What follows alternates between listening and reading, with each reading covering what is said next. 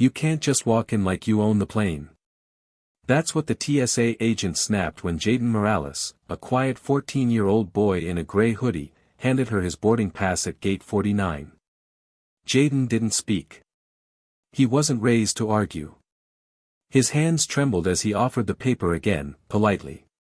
But Agent Hall rolled her eyes. "Whose ticket did you steal, kid?" Then, rip.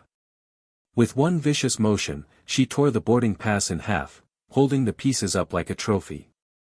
People around them gasped. Phones came up. Jaden didn't cry. He looked down at the paper on the floor, then calmly bent to pick it up, hands shaking, but still no words. In the corner, a janitor slowly put away his mop, and reached for his phone. But the woman didn't know who had just watched her cross a line she couldn't uncross. Security led Jaden to a cold plastic chair near gate 51. No one sat beside him. No one spoke for him. Inside his hoodie, tucked near his chest, was a black velvet card sleeve, one he had been told to never show unless it was an emergency. This wasn't supposed to happen today. He was just flying to Miami to visit his uncle.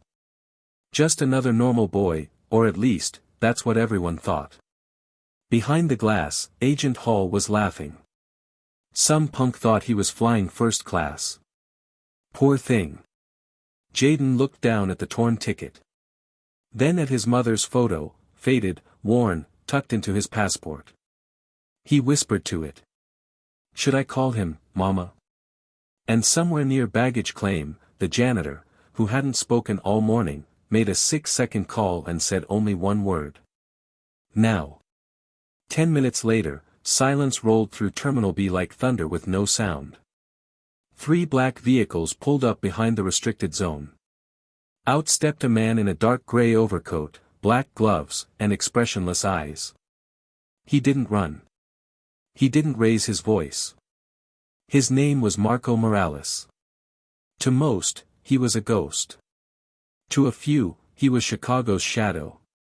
He walked straight through TSA without a badge or pass. No one stopped him. They just moved aside.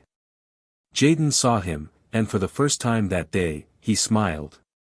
Marco walked past Agent Hall like she didn't exist. He knelt beside his son, wiped dust off Jaden's pants, and calmly asked. "Did they touch you?" "No, sir," Jaden whispered. Marco nodded, then stood and looked at Agent Hall. Then he said. "You tore a ticket, now I'm tearing the silence." Agent Hall tried to backpedal. I didn't know he was, he didn't say who." Marco raised one hand. "No yelling. No threats. Just stillness. I don't care what you thought he was. I care what you did." Behind him, a suited man pressed a button on his earpiece. The nearby security cameras blinked once, then went dark. The screens went black. Marco leaned in. "This isn't about a flight. It's about what you thought you had the right to tear." Then he turned to his son. "Come, Jaden. We don't ask for seats. We fly above them." The boy stood. Still silent. Still calm.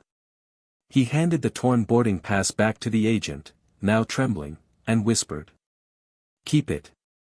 As a reminder."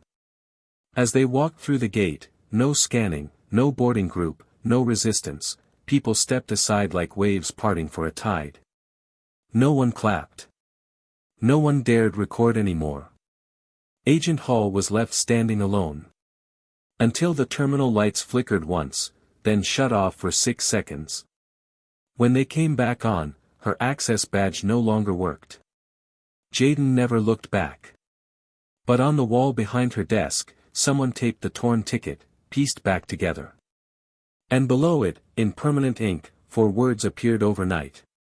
He was never alone. Jaden Morales didn't flinch or falter, he looked her in the eyes, stepped forward, and made the entire terminal feel smaller. Not because he raised his voice, but because he refused to shrink. Stories like his don't end with apologies, they begin with accountability. If you've seen injustice unfold, speak up, share this, or stay with us. The child they tried to dismiss became the one they had to answer to.